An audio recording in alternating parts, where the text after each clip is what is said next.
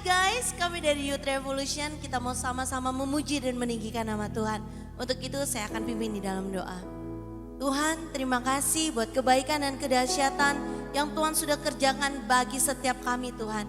Dan saat ini Tuhan kami mau meninggikan nama Tuhan. Biar persembahan ini menjadi berkenan dan harum di mata Tuhan. Di dalam nama Yesus memberkati setiap kami Tuhan. Haleluya.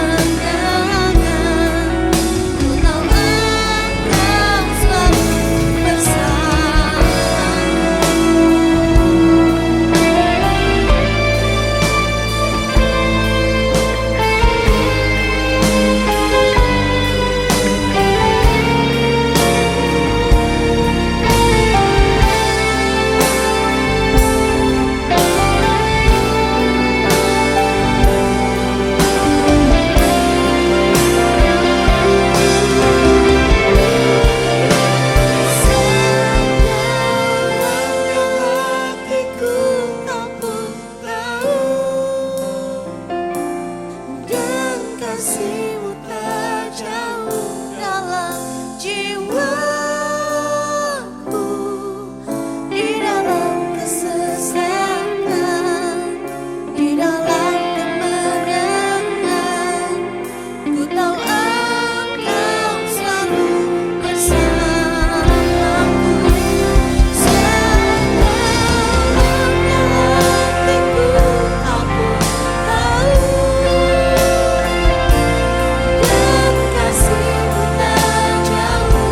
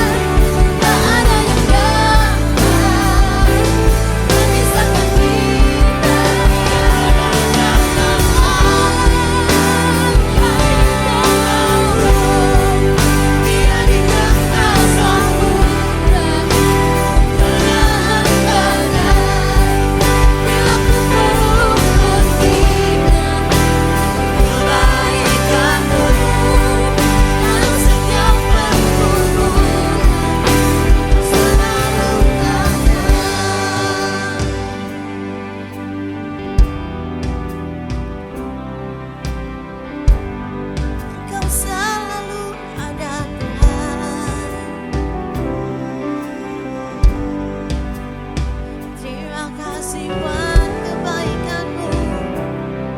Kau baik, Kau baik Tuhan. Anggur yang baru Kau siapkan bagi kami, bahkan di dalam api Kau bersama kami.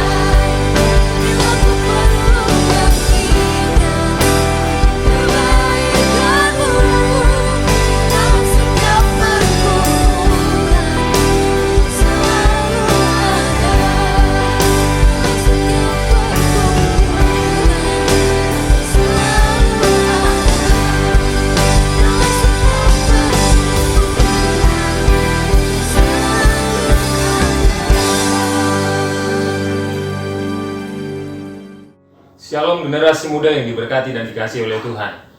Saya percaya di tengah-tengah kondisi yang sedang kita alami, hari-hari ini kita tetap memiliki semangat dan sukacita untuk melayani Tuhan. Pelayanan kita tentunya tidak ditentukan oleh baik buruknya kondisi yang ada di sekeliling kita. Roh kita harus tetap menyala-nyala, berkobar-kobar untuk melayani Tuhan. Saat ini kita akan merenungkan kebenaran firman Tuhan dengan judul Melayani Tuhan atau Melayani Diri Sendiri. Melayani Tuhan atau melayani diri sendiri. Tentunya generasi muda yang dikasihi oleh Tuhan, hari-hari ini saya melihat banyak generasi muda yang aktif melayani pekerjaan Tuhan, aktif terlibat dalam kegiatan-kegiatan yang bertujuan untuk memuliakan Tuhan. Kegiatan-kegiatan di gereja, kegiatan-kegiatan peribadatan tentunya. Tetapi, saudaraku yang dikasihi Tuhan, keaktifan seseorang dalam melakukan kegiatan-kegiatan pelayanan harusnya didasari oleh suatu pemahaman yang benar tentang arti dari melayani. Apakah arti melayani? Melayani bagi saya adalah semua tindakan kita, semua apa yang kita lakukan dan kerjakan, apa yang kita katakan, dan apa yang keluar dari hidup kita, apa yang ada dalam hati kita, semua yang bertujuan untuk memuaskan hati Tuhan yang kita layani, menyenangkan hati Tuhan yang sedang kita layani. Apapun yang kau lakukan, apapun yang kau kerjakan, semuanya bisa disebut melayani Tuhan kalau itu bertujuan untuk memuliakan Tuhan atau menyenangkan hati Tuhan. Generasi muda yang diberkati Tuhan, kalian boleh ada di sekolah kalian masing-masing, kalian boleh ada di tempat kerja, kalian boleh ada di marketplace, dimanapun kalian berada. sebagai tugas tanggung jawab yang harus kita kerjakan masing-masing dalam bidang kehidupan kita. Di sana pun kita melayani Tuhan. Di rumah kita masing-masing kita sedang melayani Tuhan. Jadi semua yang kita lakukan untuk menyenangkan hati Tuhan, itulah pelayanan di hadapan Tuhan. Melayani tanpa dasar pengertian yang benar sesungguhnya akan berdampak pada pelayanan yang tidak tepat sasaran. Pada akhirnya kita akan mengetahui kemana sasaran kita yang sesungguhnya. Apakah kita sedang melayani Tuhan atau kita sedang melayani diri kita sendiri, melayani keinginan kita sendiri? Apakah kita berusaha menyenangkan hati Tuhan atau kita sedang berusaha menyenangkan hati kita sendiri? Nah, bacaan kita saat ini adalah dari Lukas 7 ayat yang ke-36 sampai ayat yang ke-47. Lukas 7 ayat 36 sampai ayat yang ke-37. Saya akan bacakan untuk kita semuanya. Yesus diurapi oleh perempuan berdosa. Seorang Farisi mengundang Yesus untuk datang makan di rumahnya. Yesus datang ke rumah orang Farisi itu, lalu duduk makan. Di kota itu ada seorang perempuan yang terkenal sebagai seorang berdosa.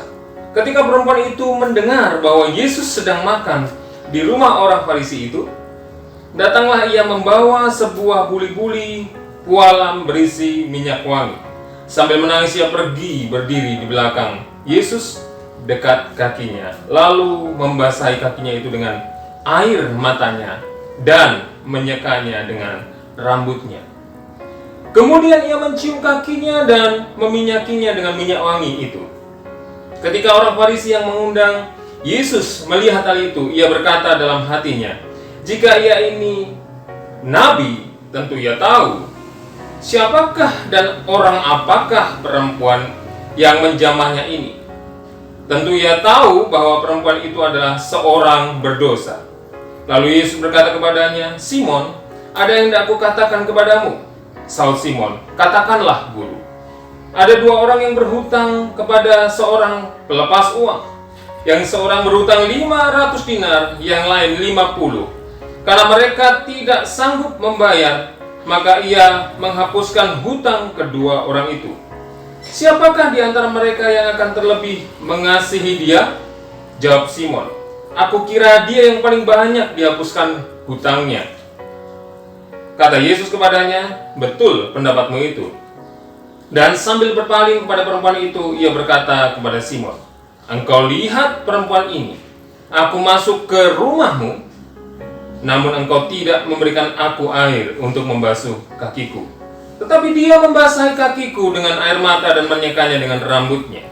Engkau tidak mencium aku, tetapi sejak aku masuk, ia tiada henti-hentinya mencium kakiku. Engkau tidak meminyaki kepalaku dengan minyak, tetapi dia meminyaki kakiku dengan minyak wangi. Sebab itu aku berkata kepadamu, dosanya yang banyak itu telah diampuni, sebab ia telah banyak berbuat kasih.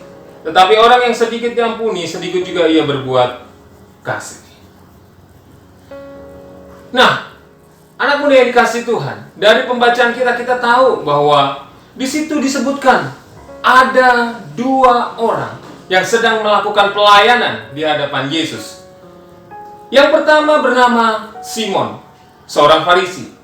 Dia melayani Yesus dengan cara mengundang Yesus makan ke rumahnya. Tentunya ini satu bentuk pelayanan yang ditujukan kepada Yesus. Yang kedua adalah perempuan yang berdosa, yang terkenal dengan sebagai perempuan yang berdosa di daerah itu. Dan dia pun sedang melakukan pelayanan di hadapan Yesus dengan cara menangis di bawah kakinya, kemudian menyekanya dengan rambutnya, meminyaki kaki Yesus dengan minyak wangi yang dibawanya. Kedua-duanya, baik Simon maupun perempuan yang berdosa ini, sedang melakukan pelayanan di hadapan Yesus. Tetapi kita lihat pada ayat 44 sampai ayat yang ke-46, Tuhan Yesus menyampaikan satu perbandingan pelayanan antara Simon orang Farisi itu dan perempuan yang berdosa tersebut. Dengan kata lain, bahwa Yesus sedang memuji pelayanan yang dilakukan oleh perempuan yang berdosa itu. Apa yang dipuji oleh Tuhan, tentunya itu yang berkenan di dalam hatinya. Sekali lagi, apa yang dipuji oleh Tuhan, apa yang keluar dari mulut Tuhan sebagai satu pujian kepada seseorang, tentunya itu merupakan satu hal yang berkenan atau telah memperkenankan hatinya. Apa yang berkenan di hadapannya, tentunya itu yang harus kita ketahui dan harus kita kejar untuk kita melakukannya. Nah, pelayanan yang dilakukan oleh perempuan yang berdosa itu diwarnai dengan beberapa sikap hati yang kuat, sehingga Tuhan Yesus berkenan dengan pelayanan perempuan yang berdosa itu. Apa sikap hati yang kuat yang menandai pelayanan dari perempuan yang berdosa itu? Sikap hati pertama yang dimiliki oleh perempuan itu adalah kerendahan hati. Kerendahan hati di dalam melayani Tuhan. Membasuh kaki adalah tugas seorang hamba ketika tuannya masuk ke dalam rumah. Dan ini ditunjukkan oleh perempuan ini dengan cara membasuh kaki Yesus dengan air matanya dan menyekanya dengan rambutnya. Kerendahan hati artinya menyadari kita tidak lebih dari seorang hamba di hadapan Tuhan. Kita adalah seorang hamba yang telah mendapatkan kasih karunia dari Tuhan yang kita layani. Itulah kerendahan hati. Kerendahan hati juga berarti tidak merasa lebih baik dan lebih benar dari orang lain yang ada di sekeliling kita. Hal yang sebaliknya ditunjukkan oleh Simon orang Farisi itu. Simon orang Farisi berkata dalam hatinya, kalau Yesus itu nabi, tentunya dia tahu siapakah dan orang apakah perempuan yang sedang mengurapinya itu. Dengan kata lain, dia sedang mengadakan penilaian terhadap orang lain tentang keburukan orang tersebut. Ini bertentangan dengan sikap kerendahan hati yang seharusnya dimiliki oleh seseorang yang melayani Tuhan. Generasi muda yang dikasihi oleh Tuhan, kerendahan hati adalah salah satu karakter yang penting atau pokok yang dinyatakan sendiri oleh Yesus ketika ia berkata, "Pikulah kuk yang kupasang dan belajarlah padaku, karena aku lemah lembut dan rendah hati, dan jiwamu akan mendapatkan ketenangan." Kenapa Yesus tidak menyebutkan karakter yang lain? Berarti ini adalah salah satu atau satu karakter yang penting yang harus kita miliki dalam melayani Tuhan, yaitu lemah lembut dan rendah hati. Rendah hati.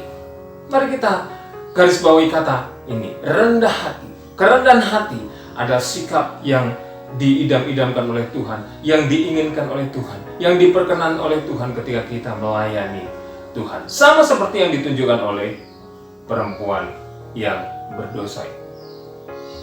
Generasi muda yang dikasihi Tuhan, apakah selama ini ketika kita melayani Tuhan, hati kita sudah memiliki sikap seperti itu? Atau kita melayani Tuhan untuk kebanggaan kita? Atau ketika kita melayani Tuhan, kita ingin dipuji oleh orang-orang yang ada sekeliling kita? Kita ingin mendapatkan pujian dari orang-orang yang ada sekeliling kita, sehingga kita menjadi bangga.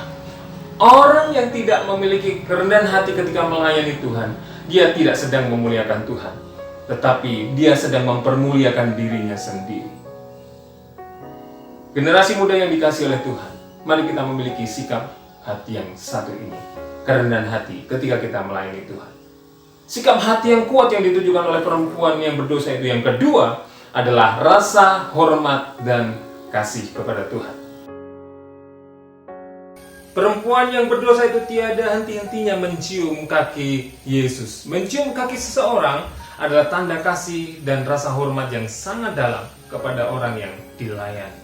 Dan itu dilakukan oleh perempuan yang berdosa itu. Apakah dalam tindakan pelayanan kita hari-hari ini kita melakukannya dengan rasa hormat dan kasih? Atau sekedar kita melakukannya karena kewajiban agamawi? Atau sekedar rutinitas belaka? Atau karena kita tidak enak dengan orang-orang sekeliling kita? Atau karena kita tidak enak dengan para pemimpin kita? Hai anak-anak muda yang dikasihi Tuhan, mari kita melakukan pelayanan yang harus kita kerjakan itu dengan rasa hormat dan kasih kepada Tuhan. Memang Allah yang kita sembah adalah sahabat kita. Memang Allah yang kita sembah adalah Bapa kita. Tetapi jangan sampai juga kita melupakan bahwa Allah yang kita sembah adalah Tuhan di atas segala Tuhan, Raja di atas segala Raja. Rasa hormat yang patut harus kita berikan kepada Tuhan yang sedang kita layani. Simon memang melayani Yesus dengan mengundang makan di rumahnya. Tetapi dengan kata-kata dalam hatinya, dia sedang meragukan keilahian Yesus. Dia berkata dalam hatinya, kalau Yesus tahu siapa orang yang sedang mengurapi kakinya ini dengan minyak. Kalau Yesus tahu perempuan macam apakah ini, yaitu orang berdosa, dengan kata-kata seperti itu, dia sedang meragukan keilahian Yesus sebagai seorang nabi yang diutus oleh Tuhan. Bahkan dia pun mungkin meragukan ketuhanan Yesus. Anak-anak muda yang dikasihi, dengan meragukan keilahian Yesus, dia sama saja dengan tidak menghormati Yesus yang sedang dia undang makan di rumahnya, atau dia tidak memberikan rasa hormat yang patut kepada orang yang sedang dilayaninya, yaitu Yesus. Oleh karena itu, hai generasi muda yang diberkati dan dikasihi oleh Tuhan, mari kita datang kepada Tuhan, karena mari kita melayani Tuhan, tetapi disertai dengan rasa hormat dan kasih. Datanglah ke hadirat Tuhan, ciumlah kakinya dengan takut dan gemetar. Pelayanan yang kita lakukan bukanlah untuk mendapatkan rasa hormat, tetapi pelayanan yang kita lakukan adalah untuk memberikan rasa hormat. Sekali lagi, pelayanan bukanlah untuk mendapatkan rasa hormat, tetapi pelayanan harusnya untuk memberikan rasa hormat kepada pribadi yang kita layani. Sikap hati yang ketiga yang dimiliki oleh perempuan yang berdosa itu adalah mempersembahkan yang terbaik. Perempuan yang berdosa itu menuangkan minyak wangi untuk mengurapi kaki Yesus.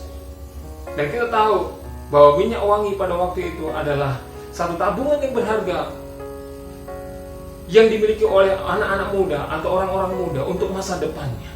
Dan itu dibawa oleh perempuan yang berdosa itu, dibawa kaki Yesus untuk meminyaki kaki Yesus. Diberikannya, dipersembahkannya untuk melayani Yesus. Ini menunjukkan bahwa perempuan yang berdosa itu rela memberikan yang terbaik untuk melayani Tuhan. Bagaimana dengan kita, generasi muda yang diberkati dan dikasihi oleh Tuhan? Apakah kita sudah memberikan yang terbaik bagi Tuhan? Apa yang terbaik dalam hidup kita? Segenap potensi, segenap tenaga, segenap harta, waktu kita, hidup kita ini, segenap hidup kita ini harusnya kita bawa sebagai persembahan yang terbaik untuk melayani Tuhan. Bukanlah sisa waktu, bukanlah sisa tenaga, bukanlah sisa potensi, bukanlah sisa dari harta kita. Karena yang terbaik bukanlah yang sisa. Segenap hidup harusnya menjadi persembahan yang berbau harum di hadapan Tuhan. Roma 12 ayat 1 dikatakan di sana, karena itu saudara-saudara, demi kemurahan Allah aku menasihatkan kamu supaya kamu mempersembahkan tubuhmu sebagai persembahan yang hidup, yang kudus dan yang berkenan kepada Allah. Itu adalah ibadahmu yang sejati. Segenap hidup saya dan saudara seharusnya menjadi ibadah kita yang sejati, pelayanan kita yang sejati di hadapan Tuhan. Mungkin hari-hari ini kita ditawari oleh dunia untuk melakukan kesenangan-kesenangan, untuk menggunakan segala potensi waktu kita, harta kita, tenaga kita, hidup kita, hanya untuk memuaskan keinginan kita. Dunia sedang gencar, hai anak muda, untuk menawarkan hal itu. Tetapi apakah kita mau dan rela seperti orang yang berdosa ini, perempuan yang berdosa ini, mempersembahkannya, bukan untuk memuaskan keinginan kita, untuk kepuasan kita, tetapi mempersembahkannya bagi kemuliaan Tuhan, untuk melayani Tuhan. Mari kita belajar dari perempuan yang berdosa ini. Segenap hidup yang terbaik itu adalah segenap hidup kita untuk melayani Tuhan. Your life is your ministry. Hidupmu adalah pelayananmu di hadapan Tuhan. Sekali lagi, entahkah engkau seorang pelajar, entahkah engkau sedang bekerja di kantor, entahkah engkau ada di rumah, atau engkau melayani di gereja, di semua tempat, di semua bidang kehidupan, kita sedang melayani Tuhan. Hidup kita adalah pelayanan di hadapan Tuhan. People are watching you, whether you know it or not. Orang-orang lain sedang melihat saya dan saudara, anak-anak muda. Entahkah kita mengetahuinya atau tidak. Hidup kita adalah pelayanan di hadapan Tuhan. Jangan sampai orang lain melihat dan dia tersandung dengan hidup kita, dengan sikap kita, dengan perkataan kita, sehingga kita tidak sedang mempermuliakan Tuhan, tetapi justru sedang mempermalukan nama Tuhan. Sekali lagi, hidup kita, hidup saya dan saudara, anak-anak muda, adalah pelayanan di hadapan Tuhan. Your life, our life is our ministry. Jadi kita harus meniru apa yang dilakukan oleh perempuan yang berdosa itu, dengan 3 sikap hati yang kuat yang mewarnai pelayanannya. Yang pertama, kerendahan hati. Yang kedua, rasa hormat dan kasih. Dan yang ketiga adalah mempersembahkan yang terbaik bagi Tuhan. Nah, dasar pelayanan yang kita lakukan haruslah benar. Apa dasar pelayanan yang benar di hadapan Tuhan? Dasar melayani Tuhan seperti yang dirasakan oleh perempuan itu adalah anugerah yang sudah kita terima. Karena perempuan yang berdosa itu merasa dosanya yang besar itu sudah diampuni. Dia merasakan pengampunan dari Tuhan. Dia diterima oleh Tuhan yang memberikannya anugerah. Anugerah yang besar itu adalah dasar untuk kita melayani Tuhan. Kita tahu, saudaraku yang dikasihi Tuhan, bahwa pertemuan antara kasih karunia dan orang yang berdosa, pertemuan antara kasih karunia Allah dan kita yang berdosa harusnya menghasilkan pertobatan. Dan pertobatan hidup kita harusnya kita tindak lanjuti dengan menyerahkan segenap hidup kita untuk melayani Tuhan. Sama seperti perempuan tadi. Dia bertemu dengan pribadi sang kasih karunia itu, yaitu Yesus. Dan pertemuan itu menghasilkan penyesalan yang ditunjukkannya dengan menangis di kaki Yesus. Dan harusnya kemudian itu menghasilkan pertobatan dan kemudian ditindaklanjuti dengan melayani Tuhan dengan benar. Dan perempuan tadi sudah menunjukkan sikap-sikap melayani yang benar di hadapan Tuhan. Anak-anak muda yang dikasihi Tuhan, marilah kita belajar dari perempuan yang berdosa ini. Pada akhirnya melayani bukanlah berbicara tentang hebohnya, kerennya, ramainya, dan banyaknya orang yang berhubungan dengan kegiatan kerohanian atau peribadatan yang sedang kita lakukan. Tetapi melayani berbicara tentang bagaimana sikap, hati, dan gaya hidup kita. Gaya hidup yang benar ketika kita melayani Tuhan. Semua yang menyukakan hati Tuhan, itulah bentuk pelayanan kita di hadapan Tuhan. Apakah kita sudah mencontoh dan meladani perempuan yang berdosa itu dengan memberikan rasa hormat dan kasih, dengan memiliki sikap kerendahan hati, dan dengan mempersembahkan yang terbaik di hadapan Tuhan? Jikalau kita belum melakukannya, berarti kita belum sepenuhnya melayani Tuhan. Bahkan siapa tahu kita hanya melayani diri kita sendiri. Kita hanya mencari hormat, kita hanya mencari pujian bagi diri kita sendiri, tetapi bukan mencari hormat dan kemuliaan bagi Tuhan. Marilah kita benar-benar melayani Tuhan, bukan melayani diri kita sendiri. Tuhan Yesus memberkati kita semuanya. Shalom.